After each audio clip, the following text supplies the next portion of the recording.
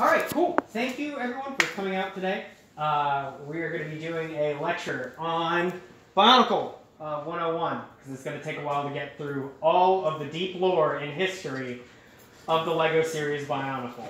The impetus for all this started forever and a half ago when I said for years and years that if I ever did a lecture on something, it would be on Bionicle, and the pandemic gave me a reason to get around to doing it. And especially because back in like April or May, there was a video game developer named Craney who decided that he was going to reveal, apparently for the past 10 years, been working on this sick-looking Bionicle game that's just fan-made, and it looks great. And since then, it has become extremely controversial. But we'll get to that down the line. But ever since then, I was like, you know what, I'm going to do this, so here we go. So let's discuss what even is a Bionicle. Also, for anyone here, I'm also free to ask questions or interject in general here and there, and I'll try and get to this as best as we can. So starting at the top, Bionicle is a series from LEGO.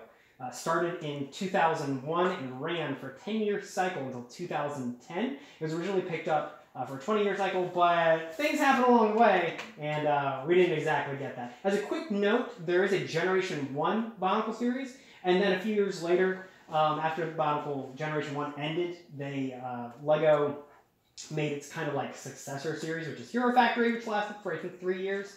And then after that, they did a reboot on Bionicle, and it lasted for like 2 years, and then it kind of fizzled out again. But fingers crossed for Bionicle Generation 3, let's go! Alright, so starting from the top, Bionicle is a series that is... a lot of people know from just seeing commercials or seeing the actual toys but have no idea what the actual lore or what the history behind any of the characters are, predominantly because it was this huge multimedia series that had lore in books, in the actual designs of the toys, in webcomics, in online flash game animations, in commercials themselves are part of lore, even in things like blogs. Later on, as we started getting into like the mid-2000s, when blogs became more of a thing. So it was a little bit hard for a lot of people to stay online with the story, and even then in the beginning, like year one was really rough. So Bionicle's inception starts in the mid to late 90s, where LEGO is having kind of not a good time.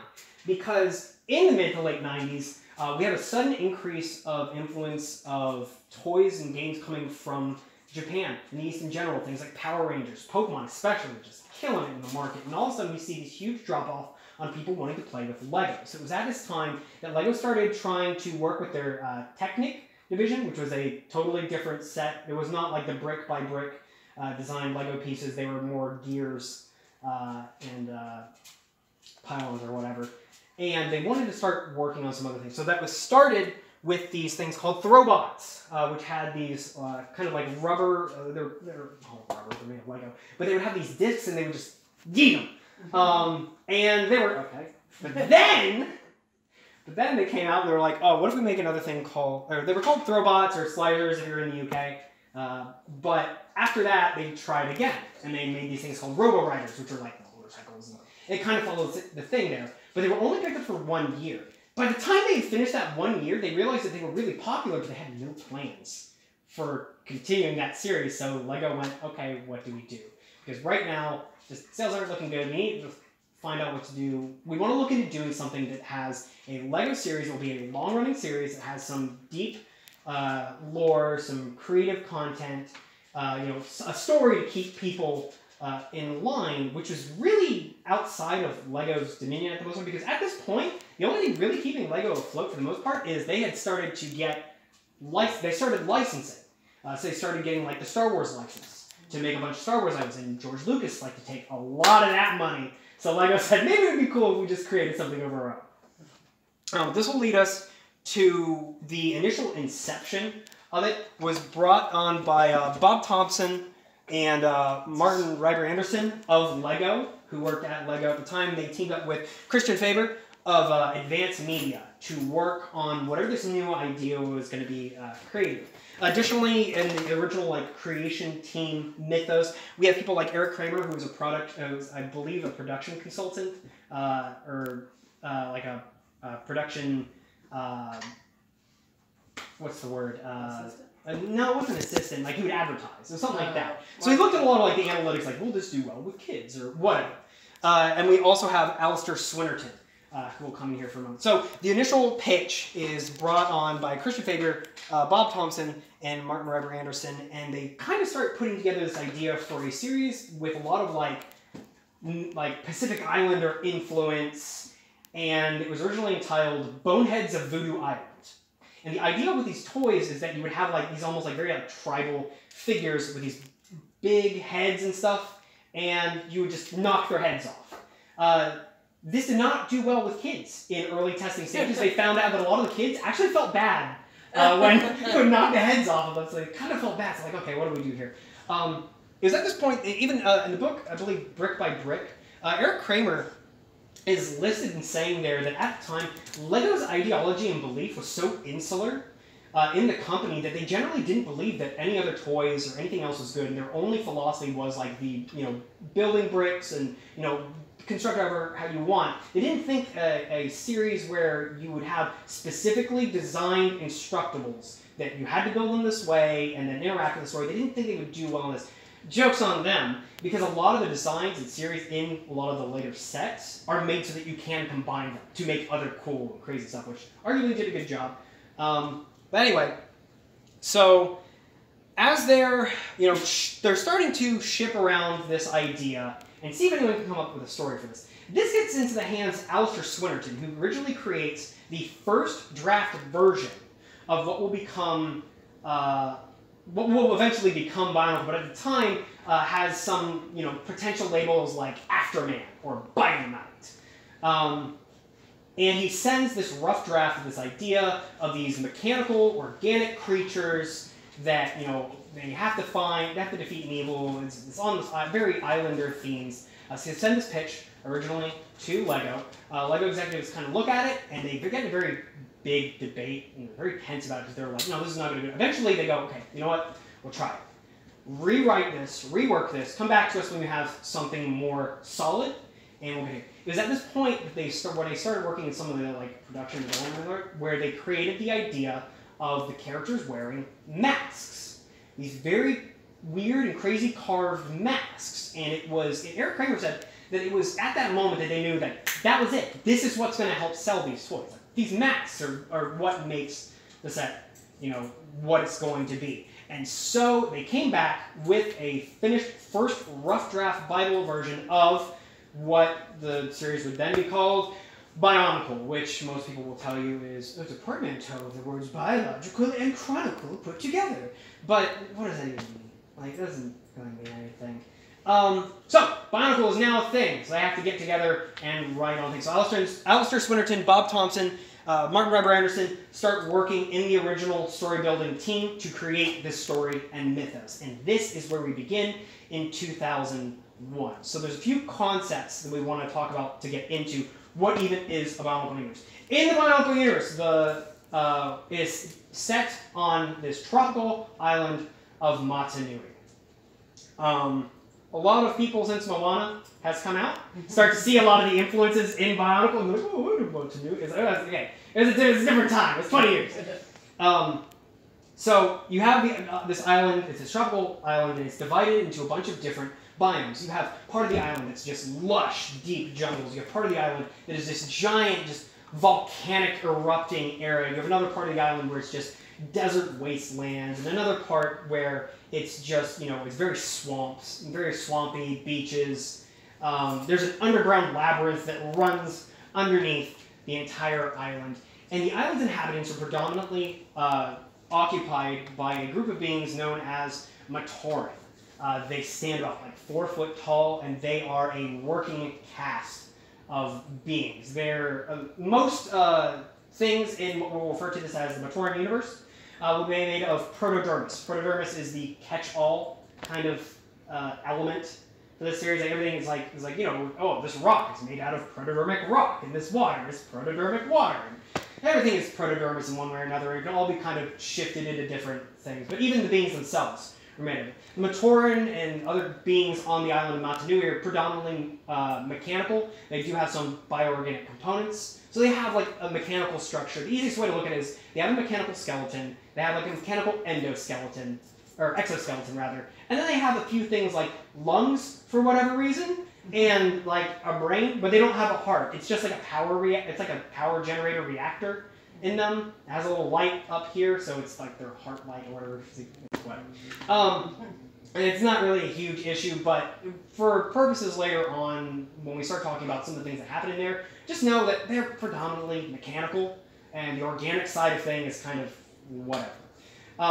Now, each of these different, the Matoran all live in different parts of the island, in more or less what are tribes. And each of their areas has different prefixes. You have Ta, Le, Ga, Ko, Onu, and Po. And then they use a bunch of different suffixes for whatever topic they want to talk about. If it's something that has to do with the village of fire, it's Ta. The village of jungle, it's Le. It's Ga for water. Ko is ice. Onu is earth. And Po is stone. I don't know why. No one really knows why earth and stone are two separate things, but they just are. So we would get things like Wahi is the word for land. So Tawahi is like the word for the land of fire. And they might have their village, which is Koro. So Ta Koro is the village of fire. In each of these villages, they have little temples built to what will be their heroes. The Toa, these are Kini. So Ta Kini is the temple of Ta Koro. And in the center of the island, leading to everything, is a giant temple that stands in the middle named Kini. Now, the Matoran are led by a group known as the Turaga, who are basically just a little bit above them. They're basically just village elders. They tell stories and traditions. Things like in Ta Koro, they'll talk about the lava board surfer, which, yes, they have surfboards, you can surf on lava. Lee, who was the greatest lava board surfer of all time, and everybody loved him. They would tell great tales about him until he tragically died in a lava boarding accident. Of course. Did he die in a lava boarding accident? Yeah, apparently. I mean, they fall into protodermic. He fell into the lava. So they're not like lava proof? No, they're not lava proof. Oh wow. No, they're not lava proof. No. Okay, yeah. No, okay. So lava is stronger. Like they're made of protodermic. They're made of protoderm, but it can be seen as like steel. So it's like protodermic steel for the most part. They have to, and when I say like earlier, they have lungs and stuff. Like they still have to like breathe air. So it's like a T2 situation. Yes, kind of, sort of. But that being said, each of these different villagers and different, each of the Matoran in different villages, they all have like certain attributes to them. Like people living in the Kokoro Matoran that are living in the ice plains, like they have a higher resistance to cold, because they live in the cold. The Takoro Matoran, they have a higher resistance to heat. The Ga Matoran from Gakoro, the water village, they can swim really good, and they have really great lung capacity, because they have to dive in a fishing village. The Onu Matoran, who live underground, they're like mole people, so they have to have some sort of night vision, so they have better vision in the night. The Matoran are dirty jungle hippies, and they live in treetops, and they just sing a bunch of songs, and they speak in some weird pigeon language that everybody else just like, what are you talking about? I was like, yeah, up tree, wind fly, and it's like, what does it even mean? So if Matoran still have, like, they have heat resistance. Yes, they have some heat resistance. But they still die to lava, so they just die, like, more slowly? No, lava is lava, and it just melts them. But they can, like, in some areas it might be, like, just physically too hot for them. They're like, oh my god, it's so hot here. Matoran are like, it's whatever. Do they actually burn, or they just drown in lava? Why not both? They melt. It's lava, man. Why not both? That being said, the Matoran and the Turaga wear these masks. For example, these are going to be one of the little Turaga look like, little small dudes right here. And they have removable masks. Each Turaga also has a staff, which is a badge of office for the most part. It just says that they're a Turaga. But they can channel, they usually have some things like, Matau, which is this one, has like a little like woodcutter thing, so you can cut through some jungle overgrowth. It's all very much like they're tools more than anything. And then at the same time, the Matoran, the first iteration of them, as they are called later, are the Matoran, since they came from McDonald's, of all things. They are much smaller, simpler design. It's like 8 pieces. And they have these little flexi arms here. You can just yeet a disc, because that's all they're really good for there. So they wear these different masks, and they're all carved in different things. And the word for mask in Bionicle is Kanohi. There are 3 general types of Kanohi, and those are powerless Kanohi masks. These are worn by the Matoran. They have no intrinsic power; they are just there.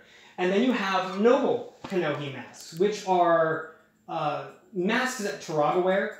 They have some kind of power to them, but it's very low level power. For example, there's the Great Kanohi. Is it the Rao? No, it's not. It's whatever. It's whatever the one Turaga no Kama wears. It's the Mask of Translation, where you can instantaneously understand, read, write, and speak any language flawlessly. It's communication. The noble version of that mask only allows you to translate and understand it. You can't speak the language. You can't understand it if it's heard to you. You can just get a text version of it. So there is like a very power level scaling in the different ones. And then we come to Great Kanohi masks, which are worn by the Toa, which are the 3rd major kind of beings that we're going to talk about here. Toa are, the word Toa in Matoran language is like hero. It's hero, warrior. And what they are is they're about 6 foot tall, and they are these just giant mechanical beings. They wear great Kanohi masks, which give them extreme powers, and they also have some sort of elemental power linked to whatever area they're from. You have Toa Taku, Toa Fire, who can create fire or control fire. Toa Gali, Toa of Water. Toa Kopaka is the Toa of Ice. Toa Liwa is the Toa of Air. Quick note on that. There's always a bit of discussion on whether it's Liwa or Lewa, or in the case of the movie, Lua. It's spelled L-E-W-A. And I always said it was Liwa, but according to most of the books, it's written out as Lewa. But because if you look at it, it's like, oh, it's Lekoro. It's not Lekor, it's Lekoro. But this is even disputed amongst many of the people who worked on the series. You get people like Greg Farshchi, who is another person that we're going to talk about in a bit, who more or less becomes the prime de facto source on all Bionicle lore. He says it's Lua. Bob Thompson, who originally worked on the series, says it's Liwa. And so even then, nobody really... I'm going to say it's Liwa for the rest of this, so just to avoid confusion there. Are you sure? Yes. You don't want to change your answer? I don't want to change my answer. Okay. This is the hill I don't know. You know who I want to know? I want Christian Fager. He's the only person who's actually been the only person who's really been trying to bring back Bionicle. He's posting stuff on Instagram and Facebook stuff. I was like, Bionicle Generation 3, Bio Revival, don't give up hope, guys. He's the only one out there really fighting for us to get more Bionicle stuff. So I want to see what he says. Pohatu 207. Oh, one quick note.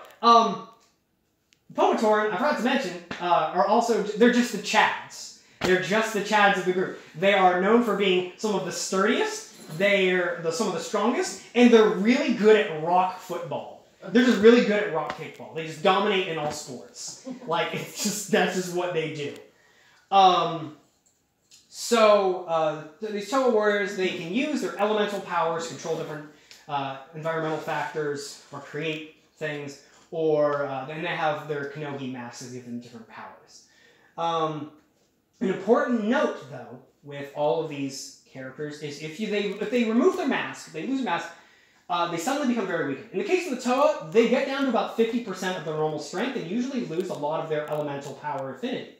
So they have to keep the mask on. And it is designed, and it is denoted that it is a mask. In the movies and in some things, they'll say it's like this weird pseudo part of their face, which is weird, but no, they are specifically noted as being masks. In the case of Matoran and Turaga, if they lose their mask and do not have a mask replaced on them in enough time, they'll just go into a coma and then die. So this is kind of really important things here.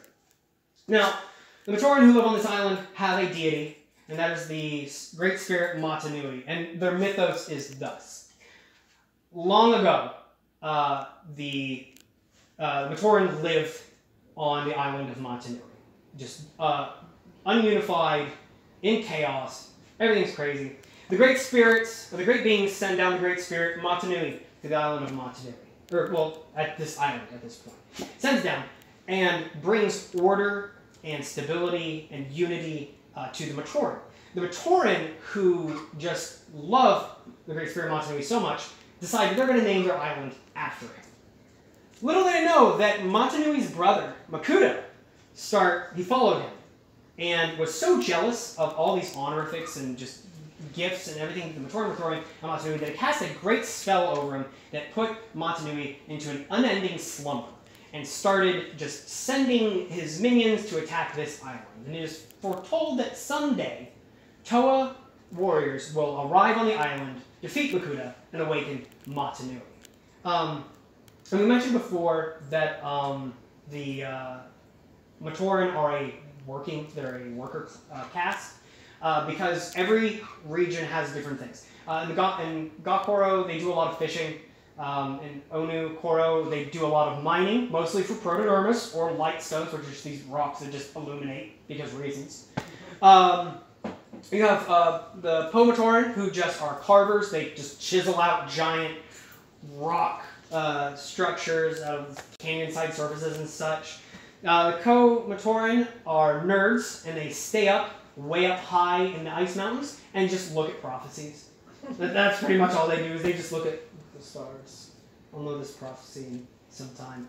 The Tomatoran farm lava, whatever that means. They have lava farmers, and What kills them? I don't know. I don't know what it lava means. surfers? You know, They have lava surfers, and they have. maybe when he was lava surfing, he lost his mask, and then there's just a whole world of trouble from there. I know, right? So, but yeah, there will be different things there. They all have different like archetypes of their personalities. Like I said, the Lake Matoran are dirty jungle hippies. The Ga Matoran are all just women. And I mean that like literally. It is noted that all of the other Matoran groups, all male. Only the Ga Matoran are female. Exclusively female. Every other group, exclusively male. Yes, Zach. Does the color mask you have depend on what tribe you're born in, or you can just... Generally speaking, the masks will match the armor coloring. For example, you have, let's see here. Yeah, I'm just going to take this one right here. This is Toa Gali, and any of the masks that she wears will become blue. Just like the same, it kind of just matches. The exception to this is with Matoran. For whatever reason, if Matoran just wear any masks, it doesn't do anything. But if like a Toa or Taraga wears them, it'll change color to match their actual armor. So, I'm sorry, that opens up a whole can of worms for me. So, just all the males have to choose from this one female tribe, and then when they have a kid, you can go on. Okay, because this is a good point, and we'll get to there, I promise, because this is literally one of the most controversial topics of does love exist in the Matoran universe? And we'll get to there. It's such a nightmare. I was more wondering if a red and a blue Bionicle have a baby. Is Okay, it a purple Bionicle? okay. I'll set the ground here real quick. Bionicle have no reproductive... Matoran and any beings of Bionicles have no reproductive functions. Okay. So, the easiest way to look at it is it's male AI versus female AI. So do they just make more of them? We'll get there. Okay. We'll get there, because that will be spoilers. Wait a minute, isn't the second movie in have details of that? Yes, we'll get to there, man. We'll get to that. We'll explain the Matoran Toa Taraga life process. Right. Well, like the circle of robotic life as we get to there. That being said, the Matoran, because they are a working caste, they have to have something to believe in. Otherwise, why do they want to work? They have to. So they have these three virtues, which is this symbol right here, which you'll see on a lot of Bionicle stuff. And these are the three great virtues: unity, duty, and destiny that they have to live by. So they have to work together with unity. They have to do their duty, which is just their general labors, to achieve their destiny. And it's spouted just non-stop. It is like, these are the life goals here. Because if you are a good working Matoran, you're a good worker, and you do a lot of great deeds, you will be sent to the land of Artaka, which is more or less just heaven. Like, you don't even have to die for it. You just get sent there. It is a world where you are able to craft great things, and there's no danger, there's nothing you ever have to worry about. But if you are a bad working Matoran, you don't do your job, and you skip out on work, you get sent to Karzani, which is this nightmare hell realm. where bad Matoran get sent to get refixed and then made better or something. It's terrible. And we'll get to those there. But for the most part, these are all like the basic, just some building block things. The other thing, not only living on this island are the Matoran and the Turaga, are the Rahi. Rahi is just a Matoran word for animals, and this is everything from little tiny baby scorpions to crabs the size of a pickup truck. So, you know, there's a wide range of things in there, and unfortunately, for a lot of the people living on the island, a lot of the Matoran, a lot of the Rahi are dangerous, and they're constantly trying to destroy. The Matoran all live in like very tribalistic villages. Like they're not running AC, they're not running electricity. They got light stones, little wood huts, or little molehills if you're living in Onagor because it's underground and mole people.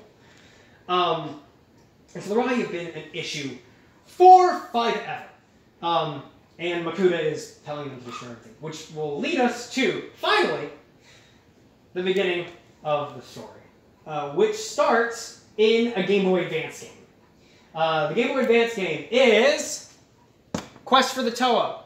It was made by Sapphire Studios on the Game Boy Advance. You play as a Matoran named Takua, who is a Tomatoran from the Village of Fire, who has been yeeted and deleted out of his village because he just doesn't like to do work, and he just likes to run off and go do other things. And the Turaga Vakama, who is the Turaga of the village, says, Takua, I can't take any more shenanigans and antics. Get out of here. We don't want to. We don't want you. Takua finds himself up on shore and makes his way to Onokoro, the underground village there, where he shows up and finds that their Turaga has gone missing, as well as their Voadamaka tree, I think it was called, which is like an energy source tree. Because the Matoran and these things, they can't eat things, even though they're primarily mechanical. They can't eat things like fish and fruits to create energy to sustain themselves.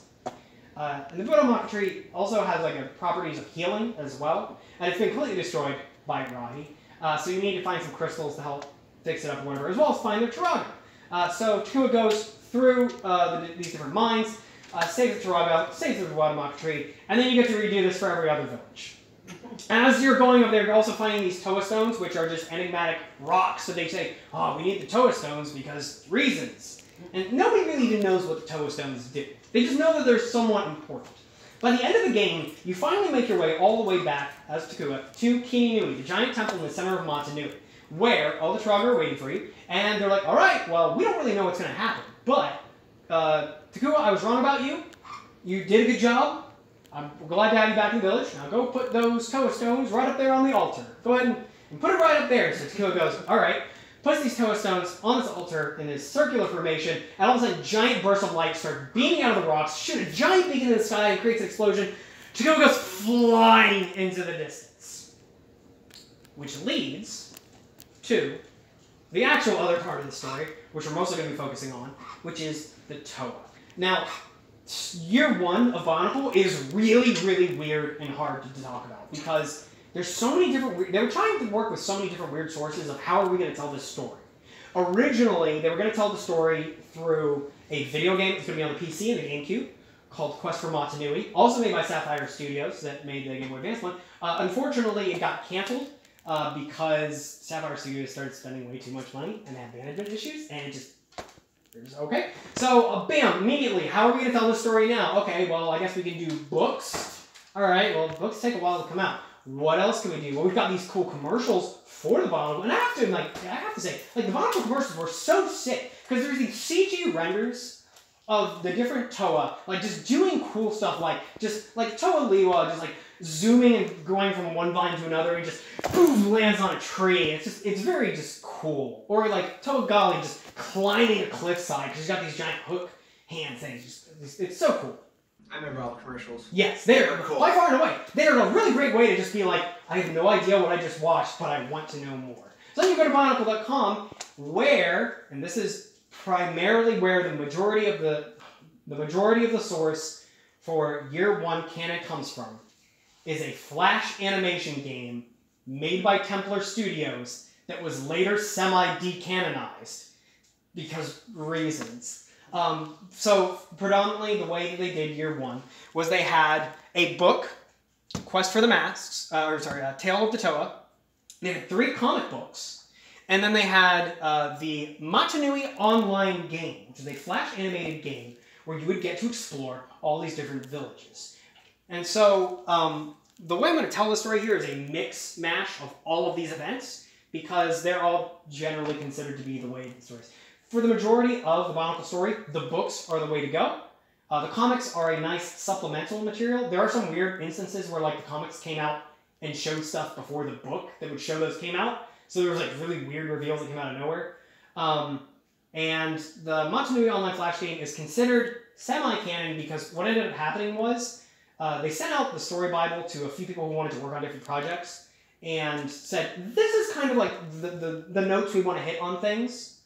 So just do whatever as long as you're working within that framework. And it was never like authorized as, yes, this is canon by the story team, but everyone just accepts it as is. And later on, Greg Farshke, who would, once again, become like the de facto, this is, my word is law, by death of the author, that it is semi-canon. And the semi-canonicity mostly just comes from the is love real thing in there. So, start of the series begins on a beach where 6 giant canisters wash up on shore in different parts of the island. One for each region, coincidentally. Out of these canisters... is there an underground shore for Onua?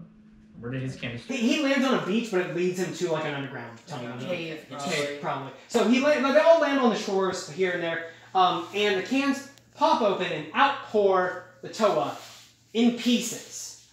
Once again, they're predominantly mechanical, so they're kind of all in parts and pieces, and they just start rebuilding themselves. They have no idea who they are. They have no idea what they're doing here or where they've been. And they all just generally have some air of confusion. The first book, Tale of the Toa, is written by Kathy Hopka, who will write most of the books for the Matanui saga of the series. And the first part of the book, it takes turns going from each Toa, describing them kind of finding their way. Now that they've picked up their mask, they put it on, suddenly they feel like, oh man, I can feel my elemental energy pouring through. This is so weird, where do I go? Tahu wakes up on the beach, puts on his mask, he senses a lot of heat coming from this one area and goes, I'm going to go that way, leading him to Takoro. And this will lead all of the Toa to start meandering their way, just naturally to their own respective villages, or they'll meet a Matoran along the way who goes, oh my god, you're the guy, you're the Toa. That's Raga said you would be here, oh my god, we gotta go take them. But there were some like really comical instances, like Gobaga's wandering around like Mount Aihu, which is this giant ice mountain, and I think it's Kopiki, or yeah, I think it's Kopiki. Maybe it might be Matora, I don't know. One of them finds him and is like, hey, you should come with us. For the reference, all of the Komatoran, the ice ones, they're all very like rigid in their personalities. They're all like very quiet, and I don't want to be bothered, and I'm better off working by myself, and just leave me alone over here so I can be quiet and contemplate or whatever. And Gopaka's like, I don't know about this, and eventually makes its way back to the village there. Toatahu is very much the I am big bad red man. I am the best. My ideas are the best, and if you don't like that, sucks to suck, kid. Toa Onua is, and most Onomatoran in general, are much more interested in the past, or looking back and reflecting on things, and being kind of like silent observer moving forward. Pohatu, most of the Pomatoran, are your best boy dude bros, and they just want to be friends with everyone, and they're like, ah yeah, let's go man, let's have a good time, let's party hard. Toa is, because he's the Toa of Air, he's very carefree. Toa hates 2 things, and that is walking and water, both of which he has to deal with a lot, and never shuts up about it. Can he walk on water? No, he cannot, unfortunately. So we'll get to that in a second. I'll explain what all their great mass powers do. So each of them have different mass powers. Toatahu's mask is the Great Kanohi Hao, which is the mask of shielding. It creates a force field around him that can protect from any attack coming that in his line of sight. Does not protect against sneak attack, so if it's something outside of his peripheral vision, can't protect against it. It does not, however, protect against the force of the attack. So it'd be like, it doesn't protect against the inertia of the attack. So if an attack comes and hits him that's so strong that it would be able to push him, it'll push him, and he can fly back into a wall, but the actual hit itself is what is being protected. You have Toa Gali, who is the Toa of water. Her mask is the Great Cow Cow, which is the mask of water breathing. So she can breathe water. She can breathe underwater. Cow cow. Cow Cow. You have Toliwa, who has the Kanohi Miru, which is the Kanohi mask of levitation. It's not true flight, but you can slowly kind of propel yourself upwards or off the side. But it's not. It's very limited, and it's nowhere near like true freeform flight. Topohatu has the Kanohi Kakama, which is the Great Mask of Speed, which just runs really fast. Toa Onua has the Great Pakari, which is the Mask of Strength, just gives him a lot more strength. Tokopaka has the Akaku, which is the Mask of X-ray vision, in a world where there's nothing to see. Look at Matoran, it's just like, oh, I just see gears and shit.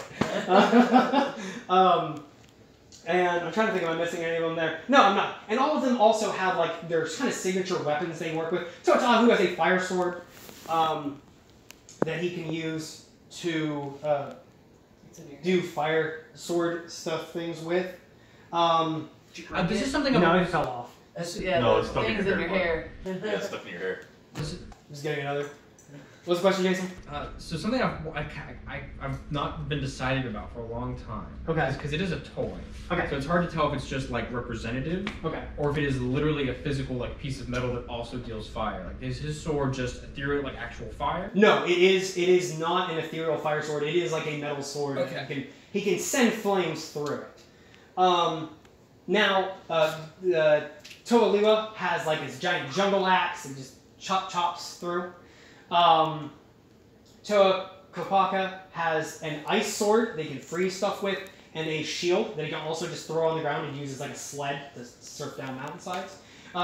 Toa Onua naturally has these giant like 3-digit claws as his hands. Like all the others have like regular like hands like these. Toa Onua is just giant rakes for hands to help him dig. Toa trying to think if I missed any other. Toa Gali, on her representation for the toy, it's these giant hooks that looks like they would be like hook hands. No, they are specifically like giant like sickles, but they're more like climbing hooks, so you can scale surfaces. And then Toa Pohatu just has sweet Nike kicks that he uses to kick stuff really, really hard. Like that's it. Which all the other Toa are built with their bodies like right side up, so their arms do all the movement when the gears turn. Toa Pohatu has his body built upside down, so you can just kick stuff real good. As seen here, this is Toa Pohatu. He doesn't kick. He doesn't kick ball. So he's the Pele. He can run fast and kick good. Never skip leg day. He never skip leg day. Never skip leg day. Like I said, the Matoran are like absolute Chad dude bros. Never skip leg day. They're good at all sport ball games. Including Coley, which is at this point just giant rock soccer. Like you kick a rock ball around and it's rock soccer. So anyway, that being said, all the toys came in the exact canisters that land on the shore. So the canisters are like, oh look, the canisters are part of the lore. They come in the canisters, and then you pour them out and you have to rebuild them just like in the story. Oh, it's so crazy. And additionally, the other feature that the canister had was the lids, and all these little marks so you could put a little tag and another head in or here. These work as the Toa Subas, which are more or less like at their little shrines in each village, because all the Toa find out from the village elders that they have to go on a quest to find all these other masks. They need to find these other, there are 5 other masks for each of them that have the powers of all the other ones, all the other Toas on the island. And they have to collect all of them. And once they collect them, they'll be able to work together. And they're 6 heroes. They have 1 destiny, and that's to defeat Makuta, save the island of Matanui, and reawaken the Great Spirit Matanui. This goes about as well as you think. Because all of a sudden, you have these 6 generally amnesiac beings with great elemental power and very strong personalities. They all start to slowly work their way around the island, and they start interacting and meeting up with each other. Kopaka is generally just like, I don't care, I don't want to work with anybody. It's better if I just do stuff alone. Great, thanks. Pohatu is one of the first ones who actually meets Kopaka and is like, hey Kopaka, I'm going to come with you anyway. And he's like, no, don't. He's like, okay, I'm still gonna. And immediately proves himself useful to Kopaka because he enraged, I think it was a Kane-Ra, which is like a giant mechanical bull monster. And he was like, yeah, I kind of messed up and I angered him, but I'll help you throw him down a chasm together and then we'll be good. So all the Toa start meeting up with each other and they finally meet at Kini Nui in the center of the island. And so they all start talking to each other and introducing, figuring out, what do you know? What have you heard?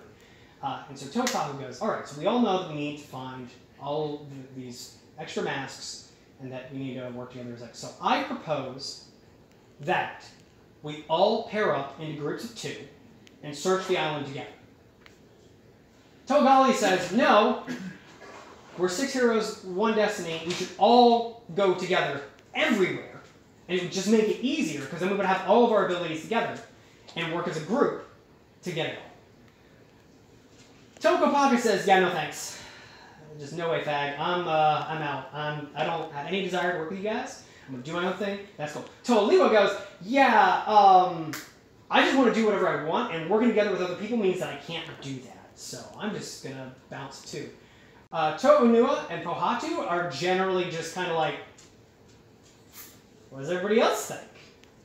I mean, I'm fine with either way. It's just kind of we need to figure out what's going on. And Totaku gets very frustrated with this. And goes, fine. You know what? If everyone just wants to go and do their own thing, fine. Let's all just go and do our own thing, which is, this is going to repeat itself constantly. So all the Toa split up individually, and they start going around the island trying to find these masks, which are all hidden around in either giant, puzzle, or, are hidden with a bunch of Rahi around. They're trying to fight them. It is at this point that the Toa start figuring out that all the Rahi that are attacking them are wearing, infected Kanohi masks. They're these, they're almost looking like because the masks are all, metallic, they almost look pitted and rusted. And that by knocking those masks off the animals, the Rahi, it frees them of whatever mind control that they're under. It makes them very neutral in general. So the Toa start to do this, all having great difficulty in finding their respective masks because they'll get... The Toa Luna, for example, he's like, oh man, I don't need nobody else. I'm fine. Oh, what's that? I know where a great Kanohi mask. It's underwater. It's underwater, and I don't have the mask of water breathing. I don't have somebody who can breathe underwater. And I hate water. I hate water so much. So they all obviously narrowly get some of their masks, and then they meet back up in Kini Nui, and they're like, all right, maybe going our separate ways and trying to do this all by ourselves wasn't a great idea. We'll split up into teams of 2 or 3 and finish off getting the rest of the masks. This is where we see some of their personalities clash. The book Tale of Toa is almost predominantly written from Kopaka's perspective.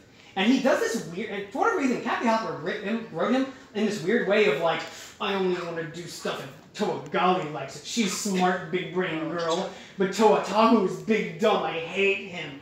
And Toa Tahu is written as Ooga Booga Chunga Bunga. I hate Kopaka. Does Gali like me yet? And it's just this constant it's so weirdly cringe in the current year, which I don't think that's how it was meant to be written. But that's the way it is absolutely read. Is Kopaka they'll write something Tahu will go. So Tahu, Kopaka, and Gali are traveling around the jungles of Lake Horo, and there's oh look, Tahu, there's a mask up in that tree. I can use this mask of levitation to go get it. And Tahu does the Chad thing, just burns down the tree. And he's he burns down the tree. He's like, cool, I got the mask. Gali is obviously not happy. He's like, yo, what the frick, man?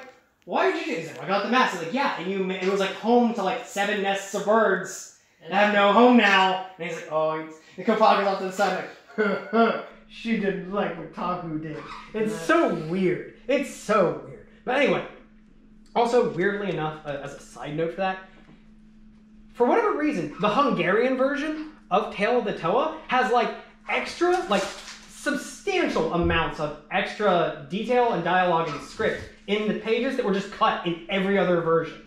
Not enough for it to be, nothing that was game-changing, but a lot that like makes it so that you can understand more the thought process of the Toa, or when they're meeting and interacting with each other. Yes, Zach. When you say Hungarian version, that infers there's many other versions. There's many different publications. Like there are different translated publications. Got it.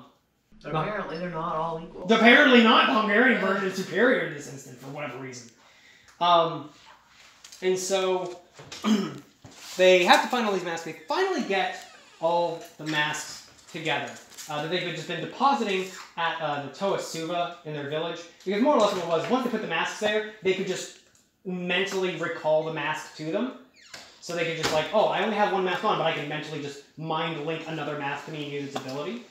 As this is all going on for the book, we're going to go look at the Matanui online game, which is the Flash game in the series, which is entirely told from the perspective of the Matoran and what they're doing while the Toa are doing everything else. So if they're dependent on the mask, if they have to have it on like all the time, Yes. but they have multiple ones, do the masks bond to them? Yes. So the masks specifically bond to them. Like Great Kanohi masks specifically bond to them. They change color to match their armor. So they can't trade them around. When they find them, they are like a silverish color, which is just a very neutral, like anyone could. I don't see any reason why none of them could just grab it and just use it there, because they're not. But for whatever reason, the Turaga are just telling them like, oh, legends tell that there's a mask over here for Toatahu, but there's nothing that I can see in the story that makes it so like specifically Toatahu has to get it. Yes. It's just that is where a mask is, and whoever claims it gets it there as a Toa. Yes. Just out of curiosity, from my childhood, I remember the gold masks. Yes. Are they the same as the gold mask, or are Okay. they different? We're getting to the gold masks. Okay. We're almost there. We're almost there. So, going back for a second to the Matanui online game, you play as a mysterious Matoran who just wakes up on a beach, and there's a giant canister and it's open. You follow these tracks and lead into Takoro, where you find out that Tagu has made his way for the first time into the village, and you get to talk to a lot of the Matoran, and they basically go that, oh yeah, this giant fire demon god started walking up, and we thought he was just hell incarnate, so we had all our warriors go out to try and trap him in a cage that he immediately burnt to cinders, and was probably going to kill us. And then Turaga Bakama comes out like, oh, hold on, guys. Hold on, no, he's the guy. Wait a minute, we'll explain everything. So, the Matanui online game was released in like month-by-month updates. So you could start to travel all around the island. You'll travel to Gokoro, where you see that like they all live on like giant lily pads, villages, and they're just completely decimated. Like there's been some Rahi attack that's just decimated the village. There's a bunker, or like one of like these leaf huts that all the Matoran and the Turaga are in, and it's sunk under like the waves, and you can talk to them through like a pipe, and they're like, oh yeah, we're trapped down here, we need somebody to help, so you have to find like a gear or something to turn a crank to pull it back up. And then Togali shows up and fights off the Tarakava, which are basically giant mechanical alligators of death. Which is another thing, like Tarakava, if you look at them, you have no idea what they don't really make a lot of sense. They have like a weird like tread, and then they've got like rock and sock and robot arms. They're supposed to be reptiles. So all the animals also are made of the yes, they're also made substance. of yes, they're made of organic protodermis, and they have a protodermic skeleton and everything like that. Yes. So you're talking about this Flash game, but this is like 2001, so this is just absolute shit, right? Yeah. You know what? Surprisingly, one of the best Flash I don't know. It's Yeah, so Battle good. wasn't bad. You're talking about the small disc, right? Yeah. No. This is the online one? No, it's the online one. Oh, yeah. Which is better over time as you play it.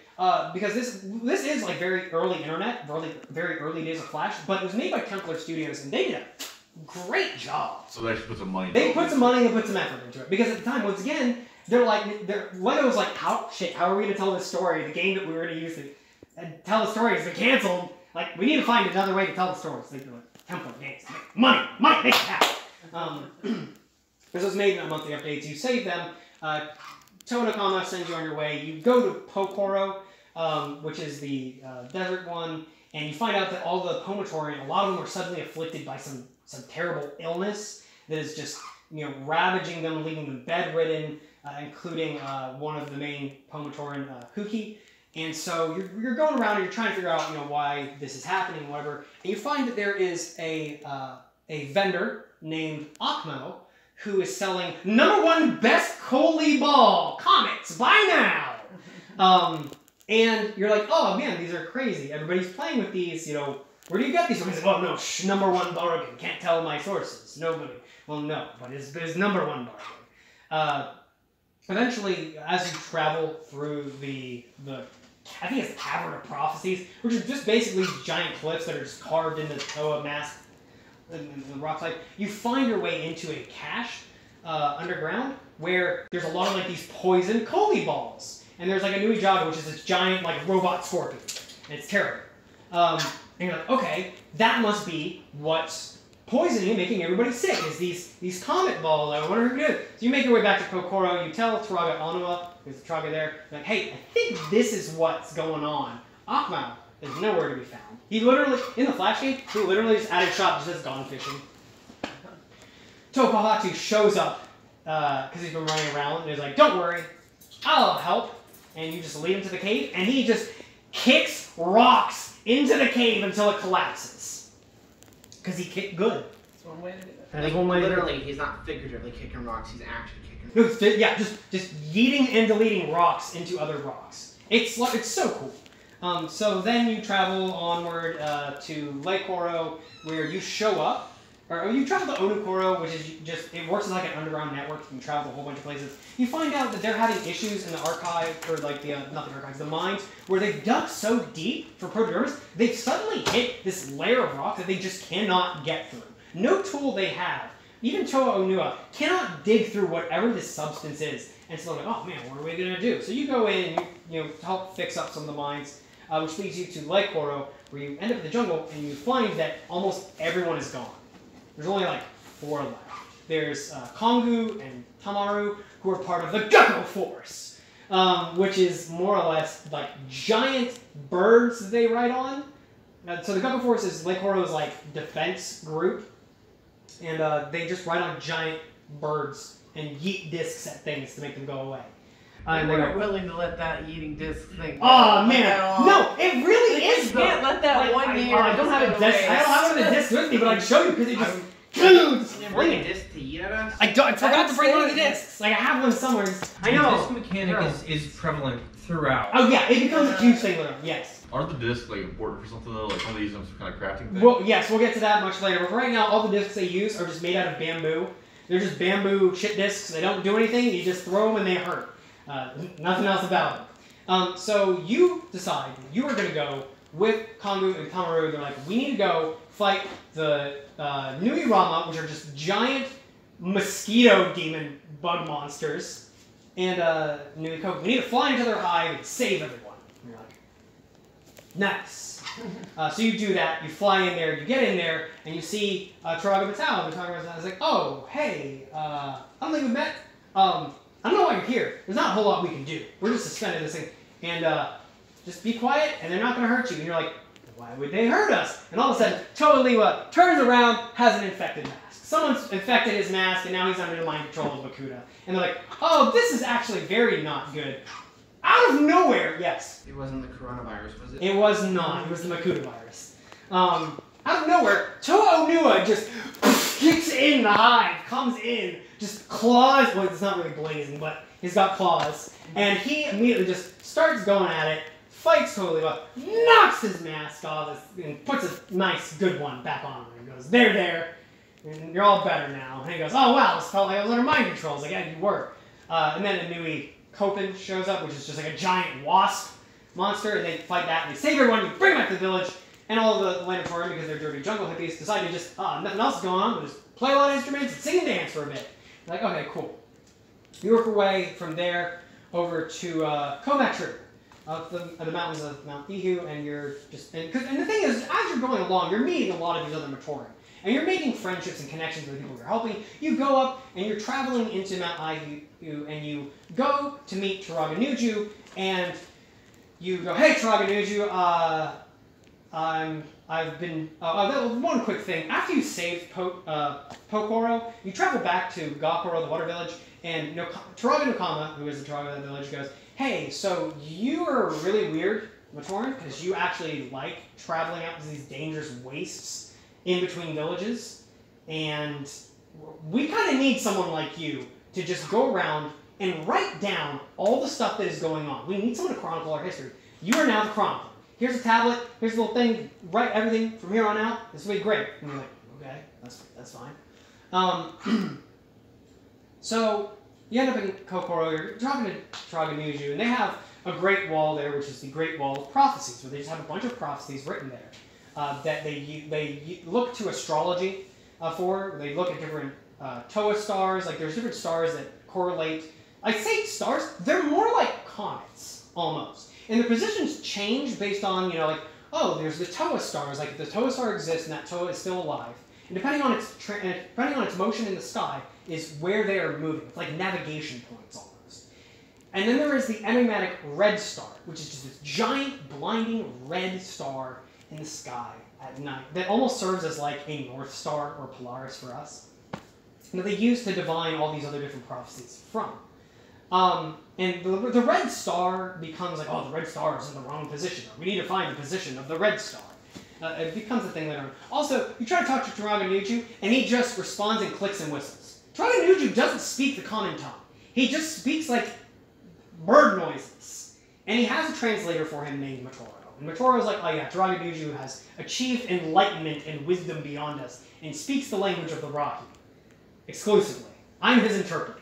And you're like, oh, sure man, whatever. I'm going to keep exploring around. You keep exploring around, you get lost in these icy wastes, and Matoran comes and finds you, and he brings you to a hut. He's like, hey, you pass out the snow, make sure you're okay. All right. As you are leaving, you see Tokopaka fighting a Muaka, which is just like a giant tiger. And he just outsmarts it and defeats it and yeets it down a cliff. Make your way back down, make your way to Takoro. As all this is going on, the Toa have been also doing their things, collecting all the masks and stuff. And it is finally, you find out from Taragavakama that it is finally time that all the Toa have collected all of the masks. They've met at Kininui, and they're going to go and fight the Makuta. So, this is going to be a big deal. The problem with this is, they've met at Kininui. Makuta's lair is underground, right underneath it. As this is happening, all of a sudden there's an influx of Rahi. Wild Rahi are all starting to kind of swarm and are being able to see heading towards Kininui. Like, it's almost like in a pincer attack. To kind of hit the Toa on the back while they're going down. So you are tasked with getting a few of your friends, like Jala, who is one of the Matoran, he's the captain of the Takoro Guard. And you're tasked with getting a few Matoran from every village to come together and just try and defend this one position. Protect the Toa while they're underground fighting Makuta. And just do your best. So you gather up Kapura from Takoro, who is this weird being who was like, you see them just running out in the woods earlier, and you're like, they're walking really slow, and you're like, what are you doing? They're like, I'm alert. It's like, Taragavakama says I'm too slow, so I'm learning to be fast. And then, out of nowhere, for whatever reason, like, next time you go to see him, he's just able to, like, teleport. Like, he's so slow that he's fast. Like, you just broke speed time or something. It's a really weird thing a lot of people like to joke on about is like, oh yeah, he just edited system info. That's how he was able to, because you could edit all the save logs if you wanted to just skip a bunch of stuff. You get that. You get Maku from Galkoro. You get I want to say it's Kopiki from Worldbuilding. I think it's Kopiki from Kokoro. You get Hafu from Hokoro. You get a few people, and you all gather around Kininui while the Toa are all there. The Toa have decided they're going to enter the Mangai, which is this layer underneath the temple, and that's where the Makuta is. So they go up to all these statues, like these carved statues of themselves at the temple, and they start just instinctively placing all the masks they've collected on their statue, which just absorbs them. And eventually, after they've done all those, they get a golden mask that looks like their original mask, which has the ability of all the masks combined. So you can just get any of the masks all together, put it on there. Does it say gold? It is gold. It is gold. So that yes, when they put it on and everything? Yes, actually. I did.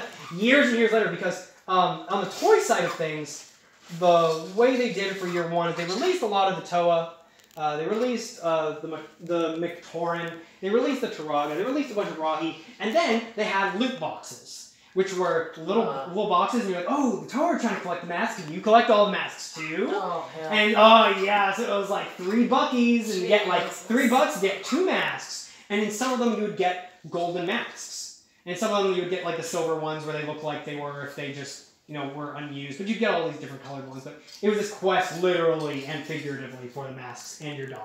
I still have my specifically branded and made mask binder. Yes. Yeah, Toy Drops and mask binder, yes. So did you bring masks for everyone? Sure. Sure. After class, Zach. After class. Okay.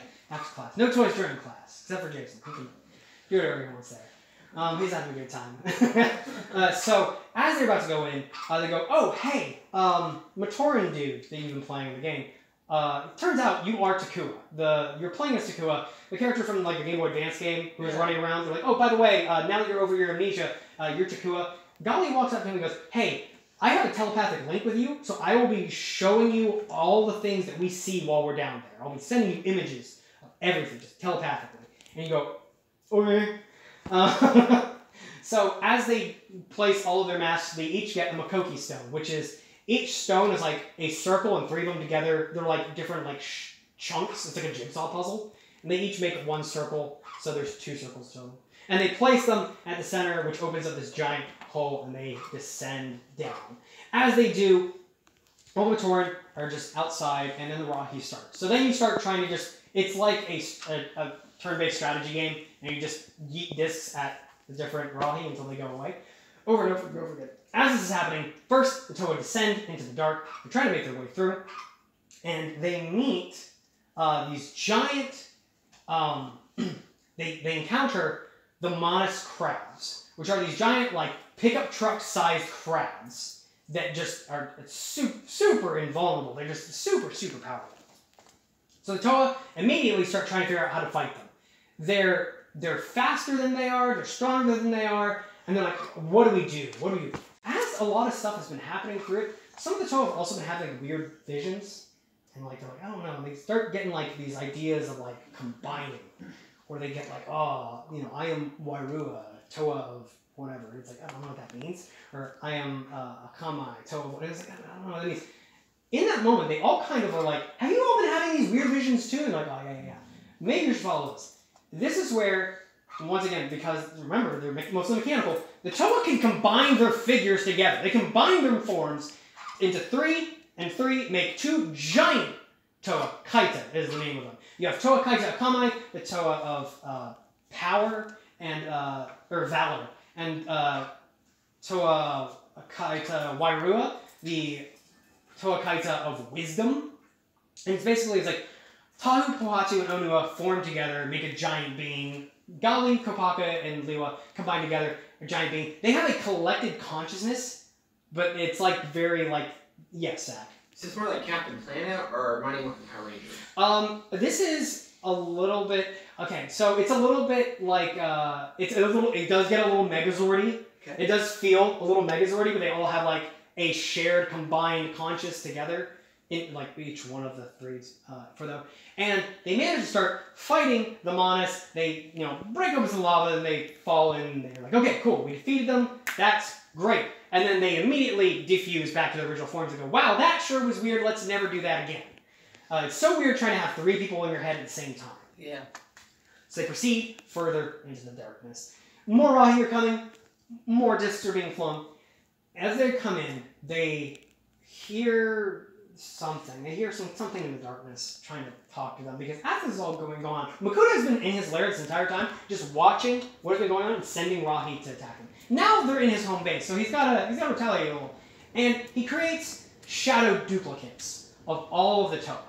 And the shadow duplicates show up, and they're all described as being like corrupted looking versions of themselves. The shadow Toa Gali looks like she's like made of sewage and sludge. And like, it's just, they're all corrupted. So all the Toa immediately start to go and fight their doppelgangers. The problem with this is that the doppelgangers are kind of kicking them around, because Makuta's been watching them the whole time. He knows the Toa's tactics. He knows how they fight. He knows their strengths and their weaknesses. And he's just using these shadow doppelgangers to just trash on them for it. It is at this point that, I think it's Topoatsu does it first, I can't remember who, goes, hey, I see you're having a little trouble over there, Totahu or whatever. I'm gonna come over there and fight your guy. And they all just swap one man to the right. And immediately, just boom, they're done. They knock the dick out of all of the Shadow Doppelgangers destroyed. Easy done. Like, okay, cool. We defeated, these monstrous crabs, the Guardians. We defeated our Shadow Doubles. We defeated ourselves in this way.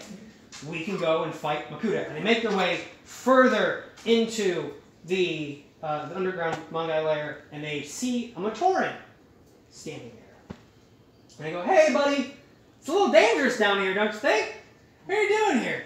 And Matoran turns around and looks like diseased and infected. And it's like, oh, I just found I was lost down here, whatever. And Totahu, the other's like very immediately like, oh, no, there's no way. There's no way. You're Makuta. We know this. And he's like, okay, you got me. You got me. It's me, Makuta. How did you know? As this is going on, the Rahi are overwhelming your forces that are trying, because I mean it's like 6. You're 6 Matoran trying to fend off. Like all these Rahi that are starting to swarm in. As this is happening, all of a sudden, you're about to be overwhelmed. On the horizon comes a Takoro guard, just riding over the mountainside. Oh, from underground, the Onukoro Usul crab. The crab Usul, what was it, Usulri? The crab Usulri? I don't remember what it's called. Usul crabs are basically just giant, like, crabs that, because they don't have horses, that I guess that's what they use for labor animals. But they come out, dig out of the ground. They start knocking everything over here. You have the Gukko force flying, and they're helping. So all of a sudden, you're turning the tides. Everything's going great. Takua, they defeat everything out there. Everything's fine. Like, wow, I wonder what's going on down there. It's at this point that someone's like, hey, something weird's going on in Onukoro, in the mines. So you, as Takua, goes to the mines. You go down to the level where it was just, it was too hard to dig through.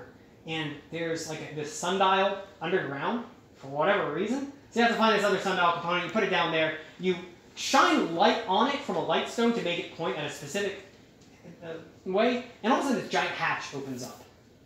Oh, I'm serious. You follow the hatch in and you make your way all the way through and find yourself in the Mangai. Takua is there witnessing the Toa fighting Makuta, who is, at this point, just a Matoran. And once they call him out, he's just like, ah, you're right, you got me. Turns into a whirlwind of smoke and just parts and pieces, which, I mean, that's got to be terrifying. It's just like a corpse whirlwind. Like, essentially, it's just in front of you. Yes, Zach. Can I get you just a freeze frame for a second? Freeze frame. I need to get up there. Yeah. This allergy mask is I'm You like have to super sit in comfy. the exact same position you were sitting in before. I will try my best. We'll try. I was just like super comfy, and I'm just like, these allergy meds, like they make you sleepy. You guys want to take like a 5-minute intermission? Do you need it? Yeah, we'll take a 5 minutes. Yeah.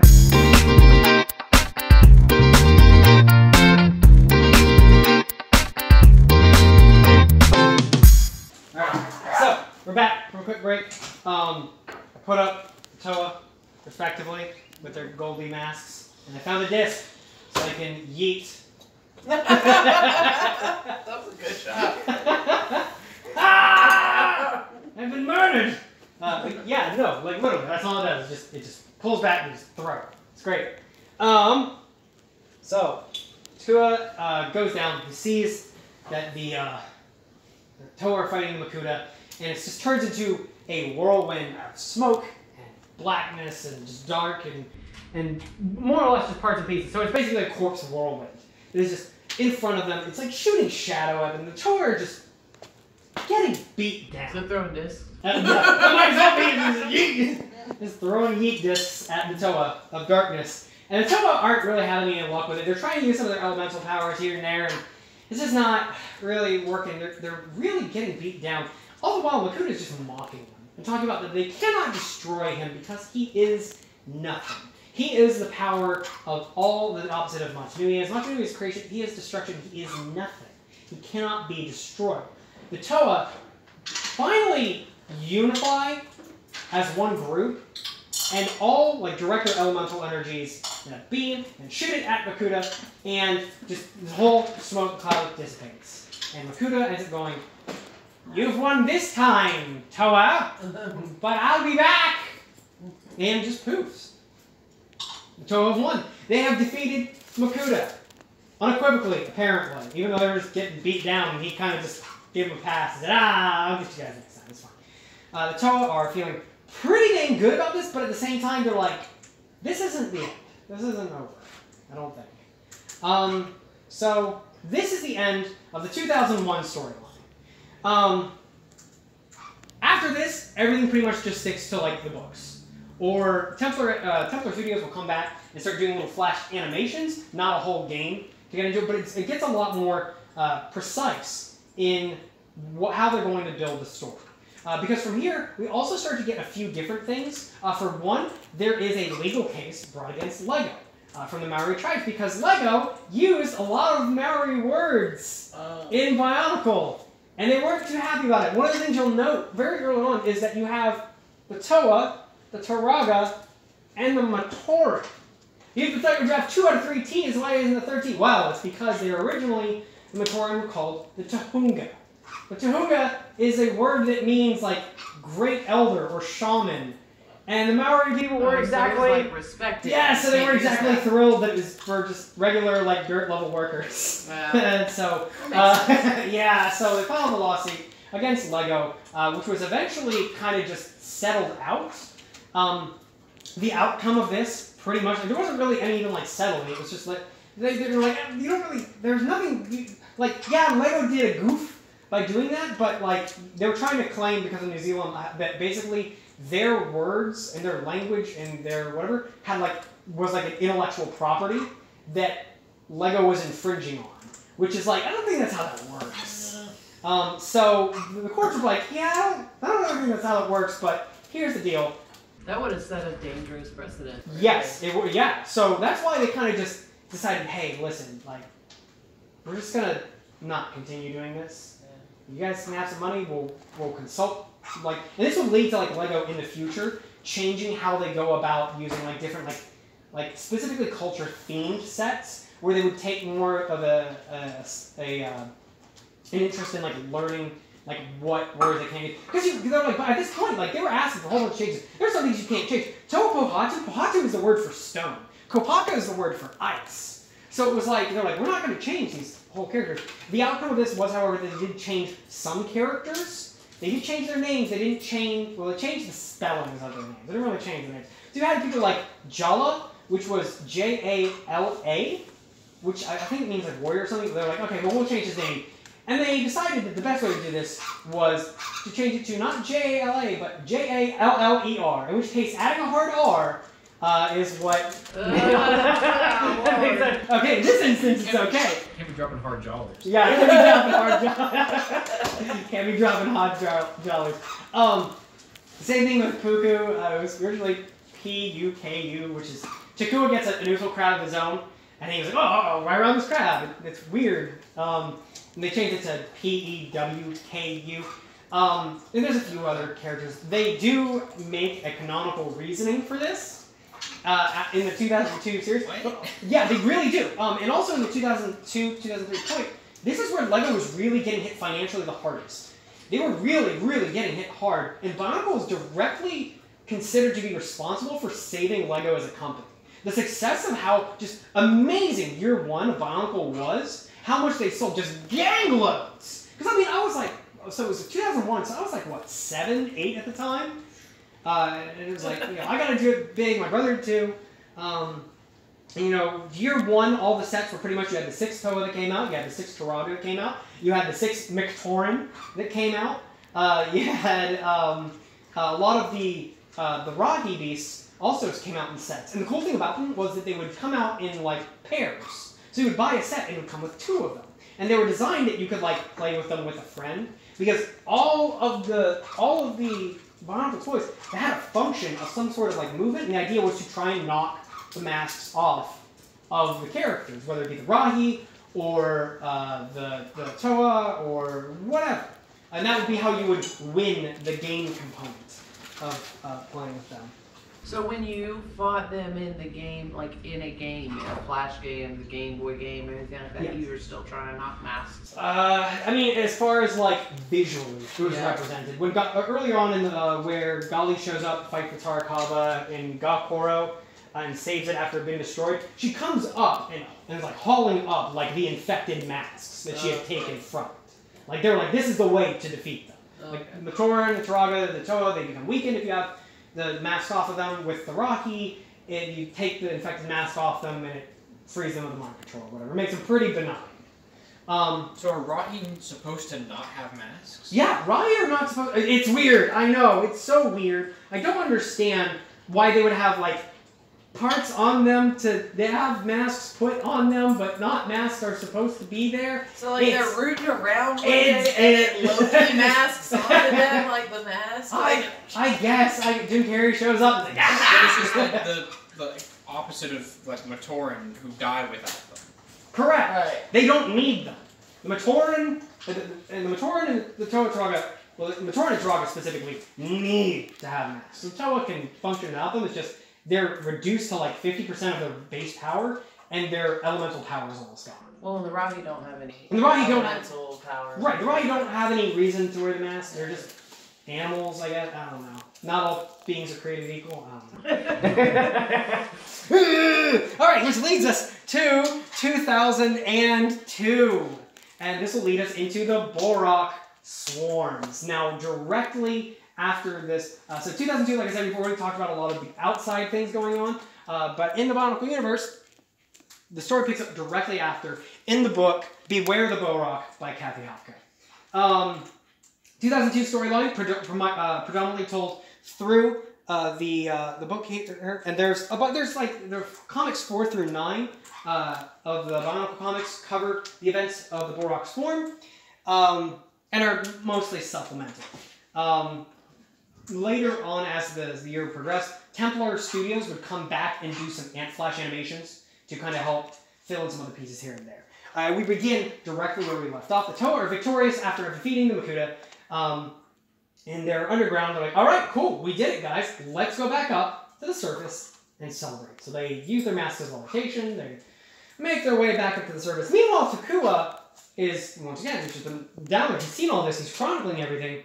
He makes his way out through a separate exit and opens up, and it's this giant, like he stopped dead in his tracks. There is a giant, like, honeycomb hive structures all along this wall, this giant cavern.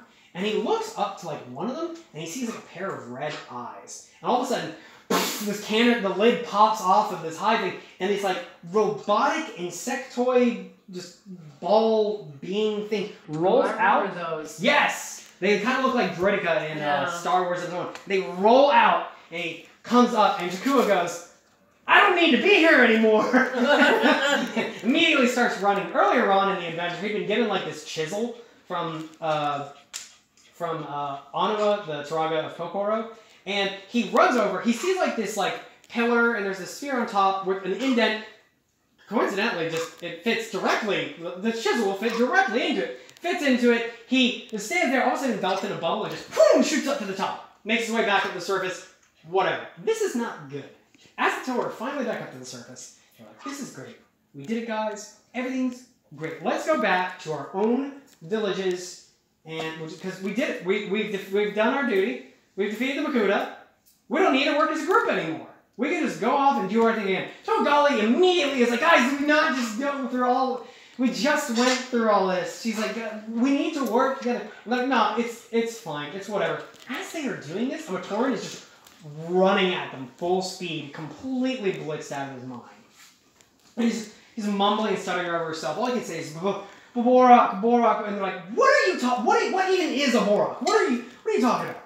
And he's like, Bohrok, and they're like, "Okay, he came from Takoro. Something must have happened there. We need to go see." So all the Toa make haste, use their massive speed to just run really fast back up to Takoro, where they see swarms and swarms and swarms of these Bohroks just going around, just destroying stuff. You have the Parok that are going around that are just using, like, they're just destroying, just flattening houses and destroying. So the Toa are like, what happened? What even is this? And the Turaga are like, "Oh, it's the Bohrok." And they're like, "What even is a Bohrok?"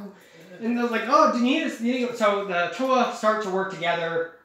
Toa who says, "All right, Toa Gali, combine your elemental forces."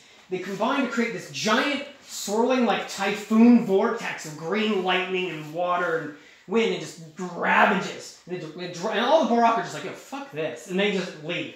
Except for one. There's one Bohrok who is left there. And they have like these just face shield things that the cape, they pop open. And it's popped open, and on the ground, it looks like a very small mask. And it's like organic. Like organic. More like their masks are all predominantly like made out of proteomic metal. This mask is like organic. It's like a living being. They describe it as pulsing. They're like, what is going on? Trogger was like, we knew the prophecies. We knew this day would come. It's the Bohrok. And they're like, once again, what even is a Bohrok? They're like, okay, they work together in swarms, and their entire mission is just they have to destroy everything, and that's what they do. And they're like, well, what do we do? And they go, okay, well, to defeat the Bohrok, you need to get to the queens and defeat their queens. I'm like, well, how do we do that? And they're like, well, each of these Bohrok has a little mask inside called the Krana, which serves as like their primary brain. They have a hive mind way to communicate, but it serves as like the actual unit there. There are 8 different types for all 6 versions of the Bohrok, for a total of, what is it, 4 times 8 8 times 6 is like what? 48. Now you've got to collect 48 of these little Krana. And you two in real life can also collect 48 of these Krana in exclusive new loot box packs. Oh, Lord. Oh, yes, of course. Because all the Krana have different abilities. They interact differently. It's all whatever. But all the Bohrok have different abilities. You have ones that can use to just manipulate stone. You have some that just shoot out fire. You have the Tarok do fire. I think is it Tanakh?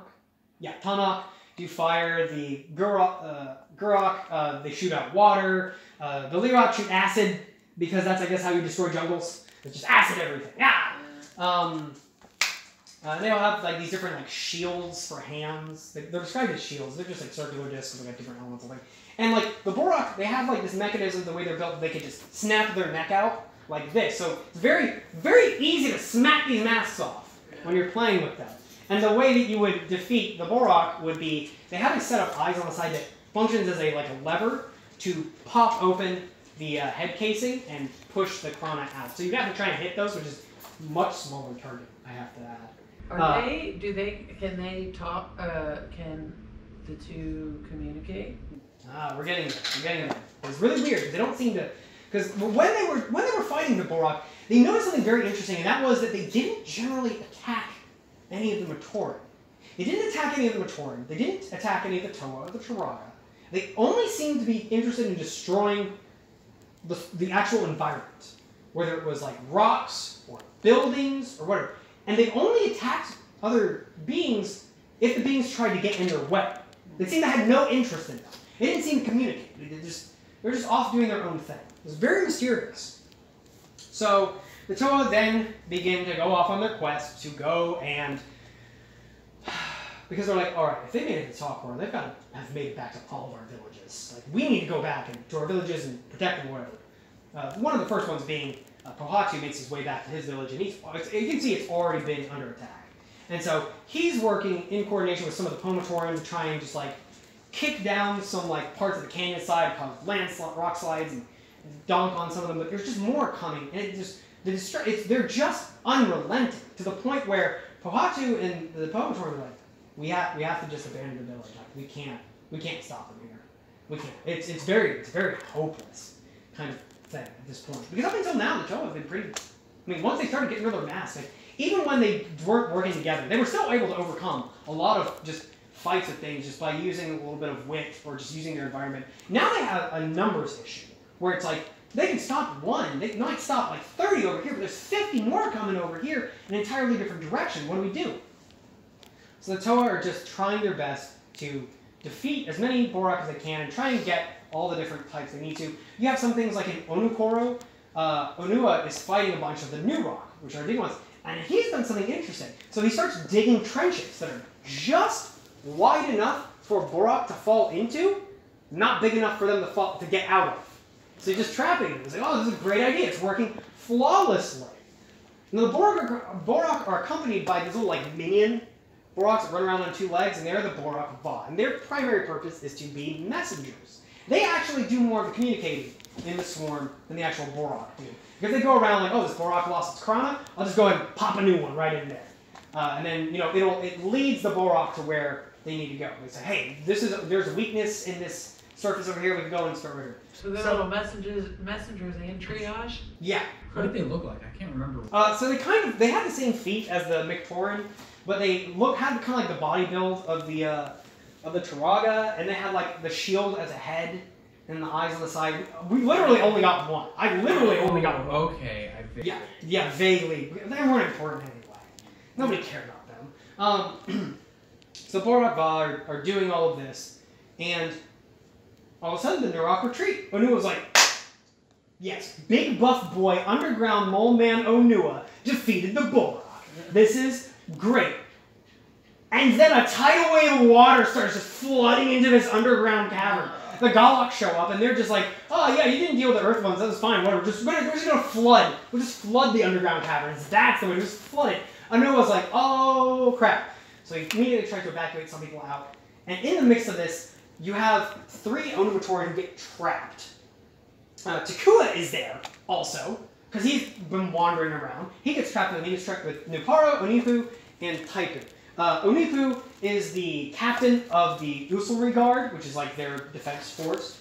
You get trapped with Nuparu, who is like, he's just an engineer. He just makes and tinkers and stuff. And Taipu, who is just really smooth brain. But he's generally very earnest. Early on in MNOG 1, Master Online Game 1, he just wanted to get out of being underground, go check out Lake Oro, just wanted to see what was going on there. He hung out there for a bit after he got abducted, and you saved him again. Anyway, so while you're there, you're like, oh crap, everything's pretty much underwater outside. We're trapped in here. What do we do? Does anybody have a light stone? He goes, yeah, here, a light stone. Light stone. All of a sudden, boom, there's a Bohrok right next to you. Oh, what do we do? Except, it's not moving. There's nothing going on. This is where they discovered that the Bohrok are entirely mechanical.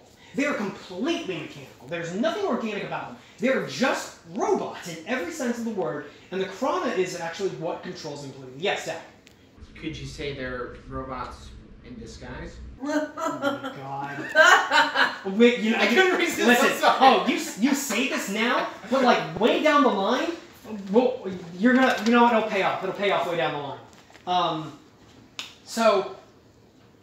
Nuparu, being the Tony Stark of the group, just goes, I'm going to build a robot. And just starts disassembling some of the broken Bohrok and creates a giant fighting robot boxing unit, which he calls a boxer. Yeah, more or less. And it just punches its way out of the rubble and proceeds like, oh no, there's more Bohrok coming your way. And he's like, no problem. Just punches the Bohrok to death. Just destroys them. He's like, we need to make more of these. It's like, Nuparu built this in a cave! A box of Bohrok scraps! So Nuparu and Takua and everyone, they're like, alright, we need to start building more of So these. he's just setting up, not turrets, but turrets. More they're like, okay, cool, we need to build more of these and just start spreading them to all the other villages, because these work really well. These work really, really well. As this is happening, To'alua has decided to go back to his village, and he arrives in the jungle, and he arrives and finds that everyone in his village has a Krana on their face. Oh. Turns out, the Bohrok, they put a Krana on your face, it takes over your mind and makes you part of the hive mind swarm. His entire village is happening. One of the, yes, Seth. What's it called? The what? Hive mind. The things that cover your... Oh, it's you're part of the Krana. Krana is the name for the actual organic mask things. And so To'alua was like, oh man, I can't hurt you guys. And so all of a sudden, 2 Matoran run up, one takes him down from below, and the other just snatches his mask and slaps the Krana on his face. Bam! To'alua once again is taken over by mind control. This becomes a running joke in the community that To'alua just switches teams constantly. Because he just keeps getting mind taken over. It's hilarious. Probably partially due to him not wanting to deal with it. Nah, I know, man. I mean, it's also described, To'alua is also described as, even though all the Toa are about the same age, if you look at them, if you had to guess, you would say he's the youngest. He's the most like childlike between all of them. With more of an interest in just kind of adventure and doing acrobatics than actually like having any responsibilities. So as this is going on, Tahu, Gali, Kopaka, Onua, and Pohatu have all been working on another plan to get more Krana, and that is they dug a tunnel from underground all the way out to the sea, and had Kopaka freeze off the wall where the sea would meet. And then they just lured a bunch of the Bohrok into it, and melted the ice, just flooded them all in, and then Tahu had to just boil, so just boiled all these machines, and then Gali jumps in and gets all the Krana. They're like, this is great. Onua had dug all this tunnel before he had gone over to help. So what are they doing with the Krana? So they're just collecting it. Because for whatever reason, that's all they've been told is that the Toa needs to collect all the Krana, one of each type, from each type of Bohrok, and they'll be able to go and find and do whatever. They haven't really been told anything else. The Turaga are weirdly in the know, and it's weirdly secretive about everything. Do you think it has something to do with the fact that it's a toy line and? Okay, yes and There's no. like a meta reason. Yes, okay. So I mean, they're so. That's been pretty. So part of it is like, so here's the thing. A lot of the storyline stuff in Bionicle, there are some things here and there that will seem very contrived and like, I'll just pull that out of nowhere. But most of the stuff in the Bionicle lore, as far as like really big notes, some of the big events, were written from year one, very beginning, and were not paid off to until even like a decade later. So there was a little bit of setup. Even in Montanui Online Game 1, there was a few teasers and things like Beware the Bohrok, where you could read, because the Matoran have their own language, which is a very simplified alphabet. They just uses circles and dots and lines. Dots! More dots! More dots! More dots! To make up their very primitive, it's just an English alphabet. And so, the Dragons weirdly just, it doesn't seem like they're giving the whole story anytime they tell each other anything. And so Onua arrives at Lake Koro, immediately sees the issue and goes, "Aw shit, here we go again." And just goes in and he's like, "Hey, Toa, I see that's a fancy Krana you got there. It'd be a shame if I knocked it off your face." And he's like, "You want some fuck, boy?" And so they begin to fight. Toa is kind of getting his ass kicked, even though he is much physically stronger than Toa, because Toa is being mind controlled. And throughout this entire fight, Toa is like having breaks in his mind control where he's telling him, "Please leave. I cannot fight this. I will kill you. I can't stop this. I don't want to hurt you." And Onua's like, "No, I'm your friend. I'm here. We are friends. I'm here for you. I will save you." And eventually it gets to the point where Onua goes, "Toa, you're stronger than this. You can break through this mind control. I will not fight you. If you really want to kill me, if you really want to strike me down, because that's what you really want to do, go for it. But you're Toa, and you can beat this." So Toa, through weird willpower abilities, suddenly breaks free of the Krana. Breaks free of it, rips it off, gets his mask back on, and they, all of a sudden, a whole battalion of Boxors show up. And they start punching the crap out of the Bohrok and snatching the Krana off of all the Matoran. The village is saved! Yay! But the village is mostly just destroyed. I mean, it's completely just been just acided and burned down and just horribly destroyed. So as this is all, so now we're back. So they're slowly collecting more and more of the Krana. Kopaka is up in the wastes in the north, Mount Igu, and he sees that he's using his massive X-ray vision to just look around and spy on Bohrok, where he's trying to take care of them, and sees that there is this one place where a lot of Bohrok are just suddenly coming out of. And he's like, "Oh, that must be where there might be a little base of them or something. Probably a little base of Bohrok." Like, "all right, I'll tell the others." So he gets all the others. Toa is really messed up from him being under the influence of the Krana. Because what he was part of the hive mind, and he understood and learned what it is the Bohrok's mission is. And their entire mission is clean it all, it must be cleaned. Clean it all, it must be cleaned. That is like word verbatim, like that's what it says. Their entire mission is to just wipe everything. Is to just wipe everything flat. just flatten everything across the island. Whether it's stones, trees, you know, whatever, just flatten it. And this immediately builds a lot of distrust between Toa Tahu. Immediately starts going, "Oh, you're not still under their influence, are you?" And Toa Liwa is very like carefree originally, and he's really becoming very paranoid at this point because he doesn't know if he's still, there might be some lingering effects where he's still under the influence of the Bohrok swarm. And he's like, I'm here. And so Togali is like, "Hey, Tahu, shut up. Toa Liwa was one of us. It's gonna be fine." Toa Unu was like, "Yeah, what she said." And Toa Pahatu is like, "Look, we're all banded together. Let's go down into this little cave and beat up these Bohrok and see if we can get the last of the Krana." They go in and find that it's a network of tunnels. And something they notice really quick as they're traveling is one of the Toa, I think it's Tohatu or Renua, looks at the walls and go, "These walls have been like smoothed. These aren't naturally formed walls. They've been carved to such a degree of smoothness. It's very precise." And all of a sudden they're like, "Oh, this is not good.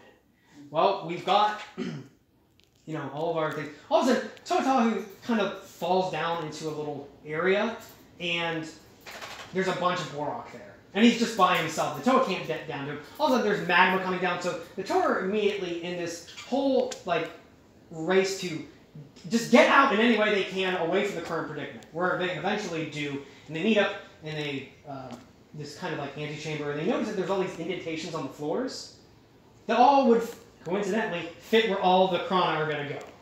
So they go, okay, and they fit all the Krana into these these indents in the floor, and then 6 passageways open up. And so they go, "Well, this is weird, but okay."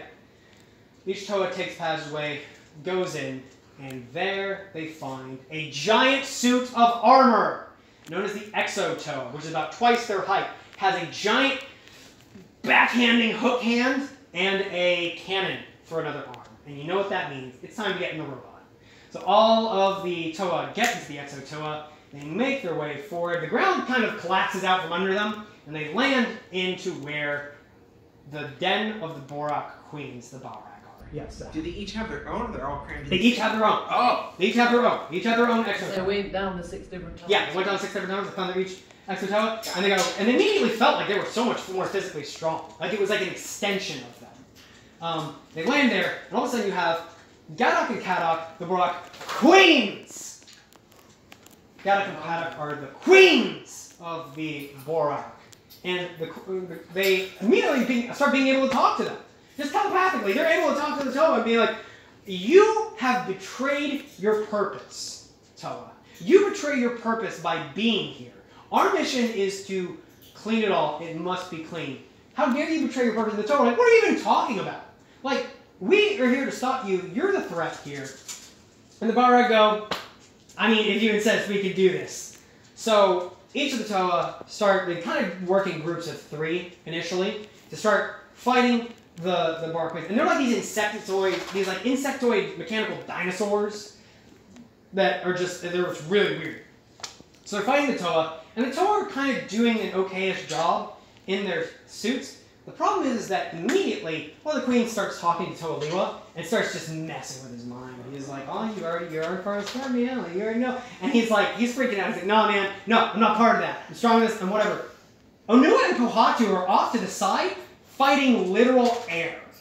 Because the Bohrok queens have put them under an illusion, under a hallucination, that they think that they're fighting. They're literally just fighting a rock wall. They're fighting nothing.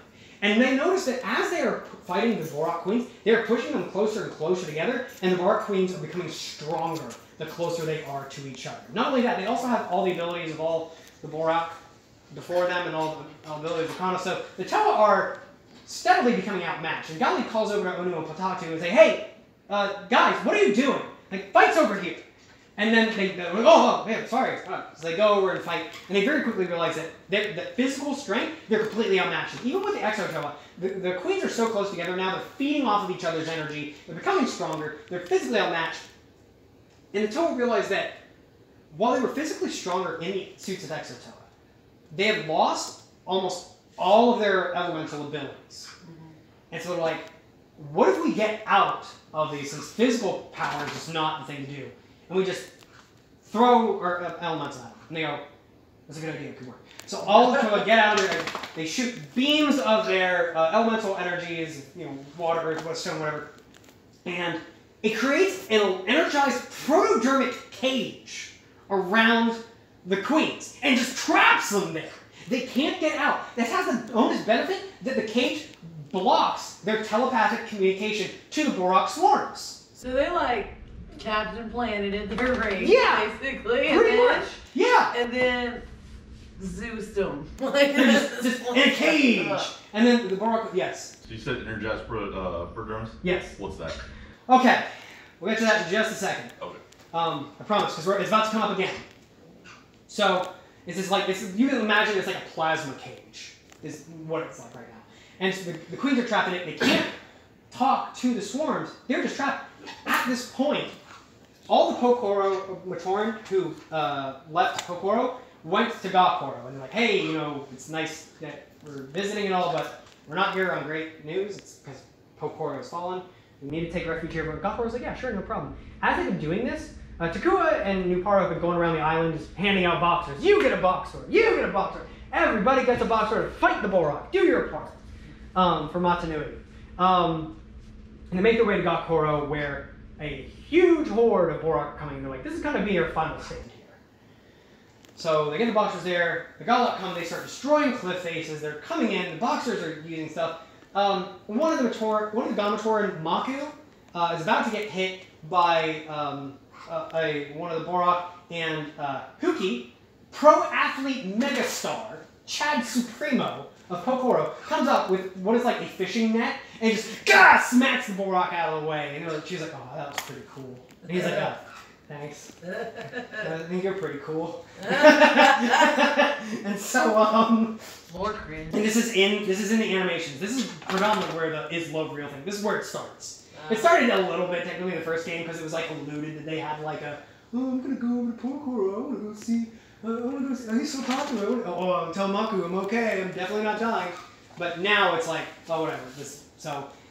They defeat the Bohrok. At this time, the Toa imprisoned the Bohrok queens, and all of the Bohrok just shut down. They just shut down. Their hive mind is nothing because they have no instructions from the queen, so they just shut down. They're like, great, we did it, we won. Everybody has a good time. Takua is like, oh man, I'm gonna make it nice for recording here. Jala, head captain of the guard, and another Gamatoran named Holly are like, oh yeah, we did it, everybody, this is great. She's like, I can teach you to swim. He's like, oh no. She's like, no, I can teach you how to swim. He's like, I'll be back. So this is another thing of like Templar Studios kind of really put the inception of like Bionicle's love maybe, and really kind of push it. Was really. And now it's become like one of the most contentious points in the series because everyone wants to argue like, do people of the Matoran universe, do they have romantic love? Can they procreate? We know they can't procreate, so do they have the romantic love, or is it just like a just a general concept of love that they understand? I mean, they're robots, or what's going on? It's super confusing here. But anyway, the main point of this is that by using the fishing net thing that we did, they were like, hey, what if we use that for a new game? Instead of Coley being rock kickball, they decided to make it rock lacrosse, using a fishing net, and that was the greatest outcome out of that. The Toa are victorious in fighting the Bohrok. As they are celebrating, earthquakes. All of a sudden, floor falls out of them, and they all fall into a pool of silvery, liquid, energized protodermis. Back to the question before, what is energized protodermis? In the Matoran universe, most everything is made up of protodermis. It's the catch-all element for making everything. And there are two types. There is energized protodermis, which is extremely volatile. There's no real rhyme or reason to what its effects are. Some beings, they fall into energized protodermis, they just get disintegrated. Other people, they fall into energized protodermis, they get fused into horrible monsters and mutations. And some people fall into it, and they just become stronger. There's no real... It doesn't seem like there's real rhyme or reason to it. It just happens. The second type of protodermis is literally fucking everything else. Everything else. Like carbon. But it is the carbon of the universe. If everything was carbon. Like air, like water is carbon. Like, if that was the case. So, energized protodermis is a really mysterious substance. Nobody really knows about it. The Toa emerge from the silvery pool, covered in new silver armor. They've got new silvery protodermic weapons. Their masks have changed, and they feel so much stronger. These are now the Toa Nuva.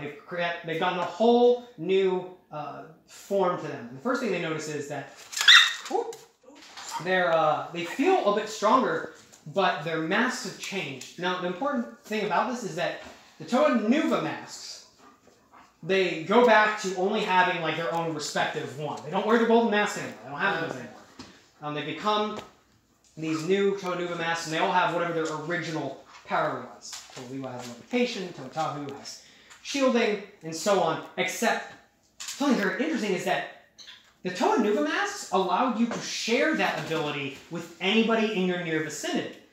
So now there's really no need necessarily for them to have, like, if they're all working together, they can share their abilities with each other. Which hammers in that they should be working. Exactly. So they all get up and they head back up to the surface. Yes. I had a question about Toa. Yeah. So they're obviously very physically different than Matoran. Yes. Is it just like when one of the Matoran hits puberty, they're like, oh, you're a Toa? No, We'll get more into the Toa life cycle later, but generally speaking, there is a finite amount of Toa and a potential infinite amount of Matoran. It is not necessarily like an age-based life cycle, more circumstantial. So if they do something worthy, they could become... Yeah, sure. We can go with that. There's the thing with that is that we'll get into this, but there are several ways of becoming a Toa, and most of them are just kind of by fate, I guess we could look at it. Yeah, I can't say change your fate. Yes, you build your destiny. You will be a Toa. Your fate, your destiny. And so the Toa Nuva, and they are this is specifically noted that they are no longer called the Toa. They are Toa Nuva. Everyone addresses them as Toa Nuva Tahu. Because originally it would just be Toa Tahu, which once Toa is just word for hero. So hero Tahu, so Toa Nuva Tahu, Toa Nuva Gali, whatever. They get back up to the surface, and they're like, man, this is so cool. Look, I have so much more command over my elemental power now. I have so much more ability to mask. And everyone gets into a friendly sparring match. Everyone starts to haphazardly shooting fire and storms and stuff at each other. And they're just using their abilities and testing out the strength. And this all heads up to Tahu and Kopaka very not friendlyly starting to fight each other. They're like, no, we're going for blood. Like, fire versus ice. Who wins? And eventually Gali's like, oh, okay, fight, freeze. Fight, like, no, not freeze ice, but like, stop. Alright, we get it. We're all much more powerful now. We all have a lot more strength, and we all earned it by working together. So that means we should Toa Tahu says, I'm going back to Talakora. We're just gonna we're all more powerful than we were. We're all more powerful now individually than we were as a group before, ever. And so we don't even need to work together anymore. And Togali was like, didn't we already do this like twice? And so everyone, Kopaka's like, yeah, I'm going back to the ice wastes. Totally was like, see you. Yes, Zach. You got about 10 minutes left of memory. Okay. So the Toa all get together and they go their separate ways. They make it back to their villages and everything's pretty cool for the most part. But these weird things just started showing up at their subas, their little shrines. These like weird squares that have a weird symbol, and these are the Nuva symbols. And they're like, oh, Toa Tahu, this is your Nuva symbol. It showed up here. And like, that's nice, kid.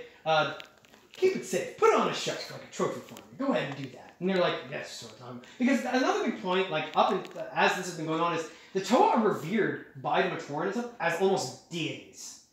They're viewed as these are gods in flesh. They're like even a lot of the Matoran talk about is that if there are storms in the area, it's Toa Liwa and Gali fighting that are creating these giant rainstorms and typhoons. And so they generally treat like the Toa like this like almost deific avatars. Yeah, avatar, yeah, almost respect. And so Taraga I Makama. noticed a little avatar. Yeah. So Taraga Makama gets to the Toa Tahu, and Toa Tahu Nuva is like, look at this, isn't this cool? And Taraga Makama was like, yes, that's really cool. Listen,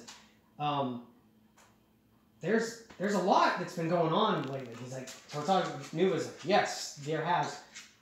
I mean, why does it seem like, how did you know about the Bohrok? How did you know about the mask? And Taraga Makama says, The time for knowing will come. But something important I have to give you is this. And he proceeds to give Toatahu Nuva the Kanohi Vahi, the Mask of Time, with a warning that you should only use this in extreme, dire circumstances. Because there is actually a fourth type of Kanohi mask, and that is legendary Kanohi masks. Kanohi masks that tamper with the fabric of existence. The Kanohi Vahi is one of those. It literally lets you control every aspect of time. The downside to that is you have to have a mind that is strong enough to focus and concentrate on being able to control every aspect of time going on. Because if you don't, you'll literally just wipe out the universe. Really? Yep, yeah, pretty much. just insta-rip. So he tells Toatahu, he's like, just don't use it unless you absolutely have to. Like, that's one more thing. Toatahu's like, yeah, sure, okay. Yeah. Defeat everything else. Like, I don't even see, all of a sudden, a Bohrok shows up in the village. This is weird. The Bohrok has like silver plating on it, on some of its features, and it's top, and so it comes up and it says, "I'm Tanak Kal," and they're like, "Whoa, Bohrok can't talk." And he holds up Tahu Nuva's Nuva symbol that he'd stolen from the shrine. Toatahu is like, "That's not gonna fly. Fire heat," and nothing comes out. Toatahu has no access to any of his elemental powers at all. His mask fades from a red into a silver and has no ability to use anything. And he is just stuck there at trying to figure out a way. He's trying to chase after it. Tanak Kal goes, "Listen, you don't, like, where are the Bohrok queens? We have to find the Bohrok queens. Where are they? Where are they?" Toatahu says, "I will defeat you. You're not going anywhere." He's like, "No, I need to find, that's nice and all. I need to find the Bohrok queens. Do you know where they are? Do you know where the Bohrok queens are?" Toatahu goes, "I will defeat you." Tanak Kal goes, "Okay, you need a lesson." Just sends out massive amounts of lightning. Just force lightnings the crap out of Toatahu Nuva. It just debilitates him and just rolls off. And they're like, "What are those?" Tribal Kal goes, "Oh, this is the Bohrok Kal." We're like, "How do you know this? What are you not telling us? Why all these secrets?" Tribal Kal goes, the time for knowing will come. Right now, the Bohrok Kal are going around. They're trying to find a Bohrok queen. They're going to try and free the Bohrok queens. You have to stop them. They're like, "Well, how are you?" They're like, "The Nuva symbols that you guys just had, they contain all your new elemental abilities. And only by having them in your Suis can you access those. Since they have stolen them, you have no elemental powers. Also, there's 5 new masks for each of you to find all around the islands." Can we collect them too? Yes, you can! You can collect them too. Not only that can you collect them too, since there are 6 new Bohrok with 8 new Bohrok Krana in each of them, you can collect them in a double pack. Or you can collect, open a random pack, get 4 random masks. It might be Kanohi masks, it might be Chronicle. Who knows? So masks and eating. Oh yes. Oh yes. And this is also a quick note. This is 2003 when this starts to take place. 2003 is the first year where we take a split story year, whereas the previous 2 years had taken like a whole story. 2002, the sets that came out were the Bohrok, the Bohrok Queens, Gadak and Kadak, the box sword units, and the Exo Toe. 2003, and the Toa Nuva. 2003 brings the Bohrok Kal into it, as well as, which is like pretty much the only thing from this part of the story for 2003.